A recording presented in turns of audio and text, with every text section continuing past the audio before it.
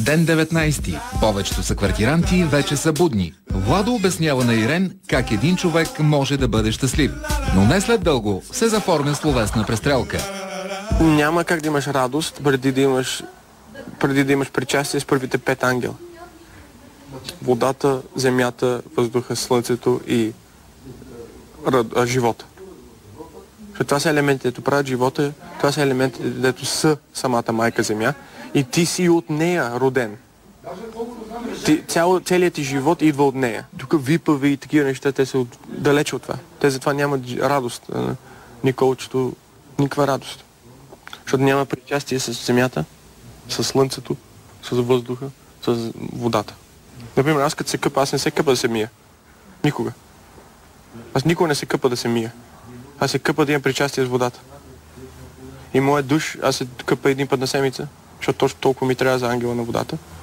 Един път на седмица. Имам причастие с него. И като се къпа, не се къпа да се измия много хубаво, а седа в душа 20 минути някой път. Половин час седа. Не се къпа много, ама като отида, водата, усещам и медитирам водата как ме улява и как ме обича. И това е причастието с ангела на водата. Затова пушенето на трева е хубаво нещо. Пушиш и отиваш в тревата. Наистина. И във въздуха, и в слънцето. И тогава си пълен с това. А не с Не, цялото нещо е медитация. Медитация означава причастие с един от ангели. Наркотици много помагат на хората, защото форсирате веднага в друго тяло. И ти казваш, ти минаваш огромен страх. Не виж какъв страх съм минал. Аз съм умрял много пъти. Така, целият свят се обръща, виждаш го, така прави. Взимал съм нещо, салвия се казва, то е легално. Продавах го в магазините в Флорida навсекъде. 40 пъти, то се пуши. И аз мисля, че е зеленото същото. И плуваме една голяма и взимам го много. В момента, дето го пускам да излиза, усещам, беше лудо, най-лудото, защото съм взимал другите неща. Mushrooms, другото LSD, съм ги взимал. Това пускам, като в същия момент, като излиза пушъка, усещам, като че ли ми отлепа всичко. Най-силното кожата ми край този левел, или може да се опише като огромна вълна, тече така нагоре, цялото ми тяло взима. Но Владе, по-вероятно сутринта не е спрял, бе, май. Сутринта, бе, сула, пак. Вдъхновен е. Що? След с нощните победа е вдъхновен. Ти прави забележка. Защо ме псуваш, бе? Аз не те псувам, ти си просто егоист. Какъв? Върховен. Не знам, педерас. Би си майката. Това не е верно, че тази сутрин не те псувах. Псувай колко щеш. Ти си обиден от вчера още. Кого те прав? Друг да му мисля аз. И да не мислиш ми у нас. Тя, бе, вчера, нали, той ти помогна, бе. Ти пък кога почна да говориш, бе? Ти пък кога почна да чуваш? Винаги, с твоите очи винаги не чувам. Не съм сигурен. Слушаш, ма не чуваш. Чакам те да кажеш нещо ти от сърце. Освен за миналото, вицове и папагалство. Какво ще кажеш? За бъдещето ли искаш нещо? Нещо за момента. Не дай да му кажа. Нещо за момента, нещо съществено. Ако млъкнеш, ще чуеш. Но ти не можеш да млъкнеш, защото не си чул. Ти не си готов да чуеш. Ти не чуваш. Папагал. Ти не чуваш. Не. Ма ти ако мислиш, че това има някакъв ефект? Що го говориш ти тогава? Защото е истина. Значи ефект е истината. Ама ти откъде го говориш? Говоря Ти от не тебе. говориш от себе си, говориш от мене. Значи ти си в моята ръка, бе, брат. Ма кажи защо си казва това, защото е минал през главата си с 6 бутилки. Няма значение това, какво ме дръме. Аз не съм, сутринта нищо не казах на него. Не съм го обсувал. Просто кажеш, що минаш. Намери друга пътека. Егоист. Има едни симптоми, които Да.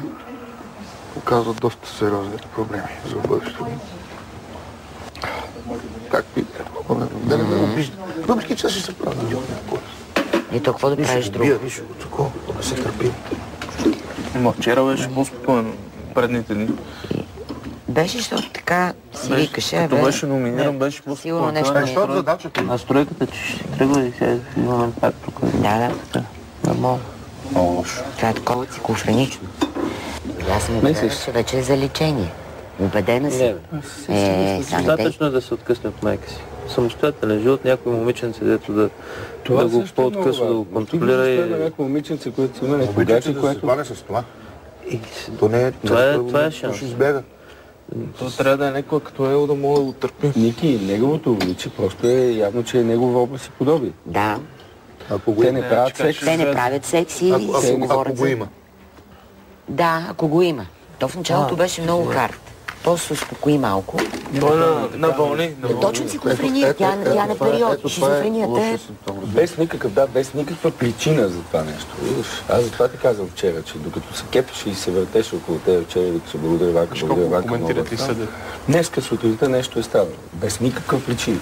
Що съм му минал близо до главата? Викам, идиотки, впиш с хола средата. Да ви влезе в вашите клюки, а? Какво? Да ви влезе във вашите клюки и съдилища. Да почна аз да ви съдя, един по един. Искате ли? Да, бе. И ще чакам Бог да го направи. Ето го Бог. Айде, ела това тогава, като си толкова мъж. Това ще е Бог. Ела? Дървения газ. Айде, ела да биеш големия мъж. Ма това е думата. И нали Бог? Страхливци. Вие като не виждате причината, не значи, че няма причина. Значи, че има сляпост. Останахме заложници На вашия егоизъм. Нямате някаква друга работа да дъвчете едно и също непрестанно, бе? Дълче, каквото си искам, бе. Ами, какво дъще, бе? Направи- Ами ние сме тук, сега стига дъвкали, стига Направи ни джапкали. театър, бе. Правете нещо хубаво. Само джапката, той е оня, 60, Аз не джапкам никой. Само себе си. 60, 60.